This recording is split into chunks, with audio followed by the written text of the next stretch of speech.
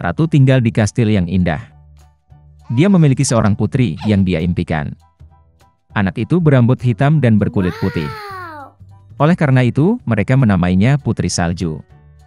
Sang ratu segera meninggal. Raja tidak bersedih lama, setahun kemudian dia membawa ratu baru ke istana. Dia cantik tapi pemarah. Wanita itu membawa cermin ajaib. Setiap hari dia mengagumi bayangannya di dalam dirinya dan menanyakan pertanyaan yang sama, siapa yang paling cantik di dunia? Cermin selalu mengatakan yang sebenarnya.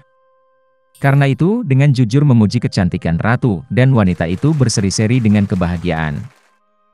Putri Salju tumbuh, dan setiap tahun kecantikannya berkembang lebih cerah.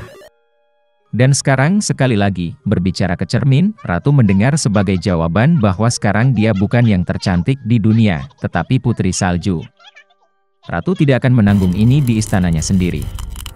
Dia memerintahkan pelayannya yang setia untuk memimpin sang putri ke semak belukar yang tidak bisa ditembus dan membunuh. Tetapi pelayan itu tidak bisa, bahkan demi ratu, membunuh gadis manis itu. Dia membawa sang putri ke dalam hutan yang gelap dan membiarkannya pergi. Dan dia sendiri kembali ke kastil dan memberitahu ratu bahwa dia telah mengikuti perintahnya. Untuk waktu yang lama, sang putri mengembara di hutan, di sepanjang jalan dia dibantu oleh semua jenis penghuni hutan. Putri Salju sangat baik kepada mereka, dan karena itu mereka menjadi teman yang kuat. Menjelang malam, sang putri secara tidak sengaja menemukan sebuah rumah kecil. Dia masuk ke dalamnya dan melihat bahwa tidak ada seorang pun di rumah itu. Meja itu disiapkan untuk 7 orang, dan ada 7 dipan di kamar tidur. Dan semua yang ada di rumah ini sangat kecil. Oleh karena itu, Putri Salju menyadari bahwa 7 orang kecil tinggal di sini. Setelah perjalanan yang panjang dan sulit, dia berbaring di salah satu tempat tidur dan tertidur lelap. 7 kurcaci pulang larut malam. Mereka sangat terkejut dengan kemunculan tamu yang tak terduga. Putri Salju tidur begitu menawan sehingga para kurcaci memutuskan untuk membiarkannya tidur, dan tidak membangunkannya. Pagi telah tiba. Putri Salju terbangun, melihat 7 kurcaci dan ketakutan. Tapi mereka menyayanginya, dan gadis itu bercerita tentang masalahnya. Mereka segera menyukai Putri Salju, dan para kurcaci mengundangnya untuk tinggal bersama mereka. Selain itu, dia setuju untuk mengurus rumah, memasak, mencuci, dan membersihkan.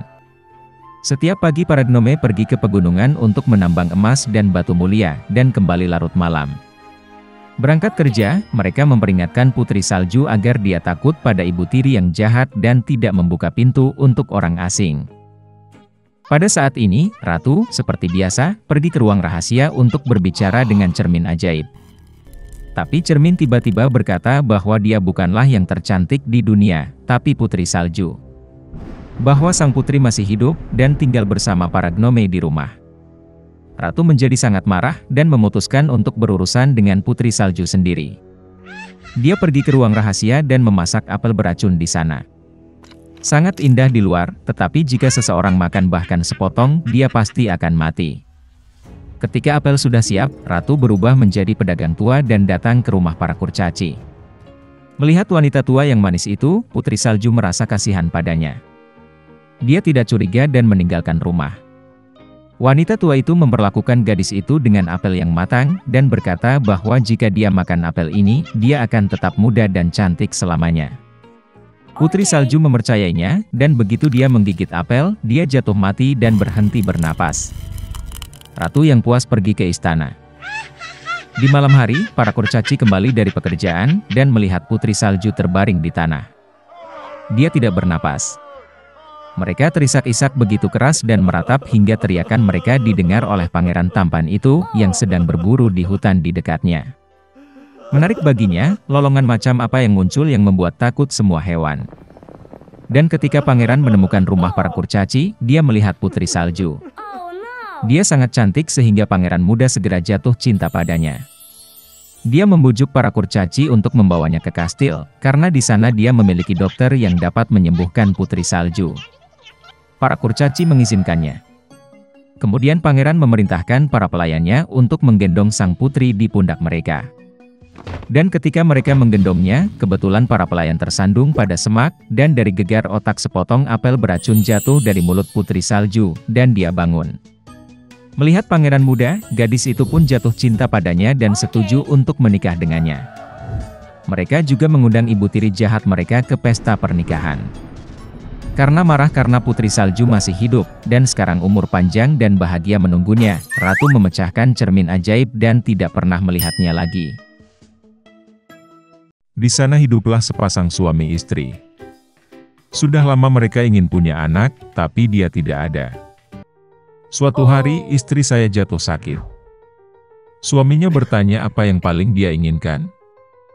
Sang istri menjawab bahwa ada taman yang sangat indah di dekat situ, di mana banyak bunga terindah tumbuh. Ada Rapunzel yang indah di taman. Itu terlihat sangat segar dan sangat hijau sehingga dia sangat ingin mencicipinya.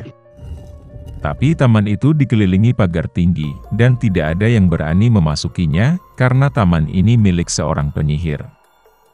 Dia memiliki kekuatan besar, dan semua orang di dunia takut padanya.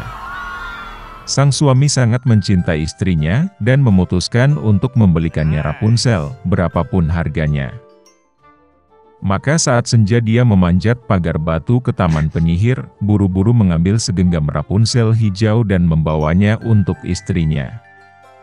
Dia segera membuat salad sendiri dari itu, dan makan dengan rakus. Dia sangat menyukai salad ini sehingga keesokan harinya dia menginginkan lebih dari sebelumnya. Suaminya berjalan ke taman lagi, tetapi penyihir itu sudah berdiri di depannya. Dia memelototinya dengan marah dan berkata bahwa dia akan membayar banyak untuk mencuri Rapunzel.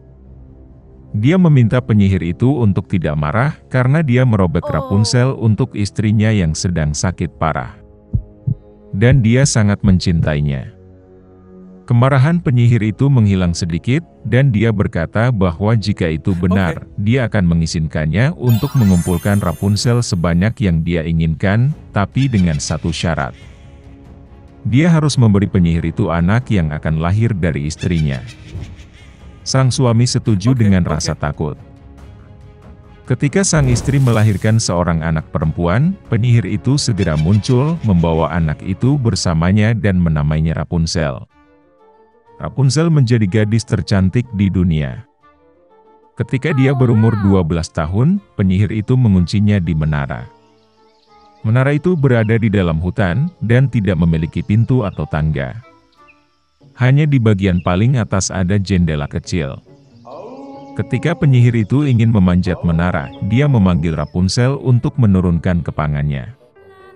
Dan Rapunzel memiliki rambut panjang yang indah.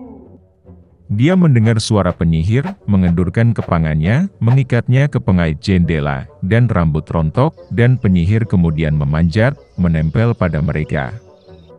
Beberapa tahun berlalu, dan putra raja kebetulan menunggang kuda melewati hutan tempat menara berdiri. Tiba-tiba dia mendengar nyanyian, dan itu sangat menyenangkan sehingga dia berhenti dan mulai mendengarkan. Ini adalah Rapunzel bernyanyi dengan suaranya yang indah. Pangeran ingin naik. Dia mulai mencari pintu masuk ke menara, tetapi tidak mungkin menemukannya. Dia pernah melihat bagaimana penyihir itu memanjat kepang yang diturunkan Rapunzel padanya. Dan keesokan harinya, ketika hari sudah mulai gelap, pangeran pergi ke menara dan memanggil Rapunzel. Dia mendengar, menarik kepang ke bawah, dan pangeran naik. Rapunzel melihat pria yang belum pernah dilihatnya masuk, pada awalnya sangat ketakutan. Tetapi pangeran berbicara kepadanya dengan penuh kasih sayang dan berkata bahwa hatinya sangat tersentuh oleh nyanyian itu sehingga dia memutuskan untuk melihatnya tanpa gagal. Kemudian Rapunzel tidak lagi takut, dan ketika dia bertanya apakah dia setuju untuk menikah dengannya, dia memberikan persetujuannya dan mengulurkan tangannya padanya. Tapi mereka tidak tahu bagaimana caranya turun bersama. Mereka tahu bahwa ketika pangeran datang, dia akan selalu membawa sehelai sutra, dan Rapunzel akan menenun tangga darinya. Dan ketika tangga sudah siap, mereka akan turun bersama dan pergi. Penyihir itu tidak memperhatikan apapun sampai suatu hari Rapunzel bertanya mengapa lebih mudah menyeret pangeran ke atas. Penyihir itu mengerti segalanya, menjadi marah dan mengamuk di rambut indah Rapunzel. Saya membungkusnya di lengan kiri saya beberapa kali, dan dengan tangan kanan saya meraih gunting dan memotongnya. Dia membawa penyihir itu ke semak belukar pada Rapunzel, dan menyembunyikannya di sana. Dia mengikat kepang yang terputus ke kait jendela, dan ketika putra raja muncul, tarik ke bawah. Pangeran itu naik dan melihat penyihir itu. Dia menatapnya dengan tatapan jahat, dan berkata bahwa dia tidak akan pernah melihat Rapunzel. Pangeran berada di samping dirinya dengan kesedihan dan putus asa melompat keluar dari menara, tetapi duri semak yang berduri, tempat dia jatuh, mencungkil matanya. Pangeran buta mengembara selama beberapa tahun dalam kesedihan dan kesedihan di hutan, sepanjang waktu dia berduka dan menangis karena kehilangan kekasihnya. Suatu ketika dia pergi ke semak belukar yang lebat. Tiba-tiba pangeran mendengar seseorang bernyanyi, itu tampak begitu akrab baginya, dan dia pergi menemuinya. Ketika dia mendekat, Rapunzel mengenalinya, menjatuhkan dirinya ke lehernya dan menangis dengan getir kegirangan. Dua air mata menetes di matanya, dan pangeran itu kembali melihat dan mulai melihat seperti sebelumnya. Dia membawanya ke kerajaannya, dan mereka hidup selama bertahun-tahun dalam kebahagiaan dan kegembiraan.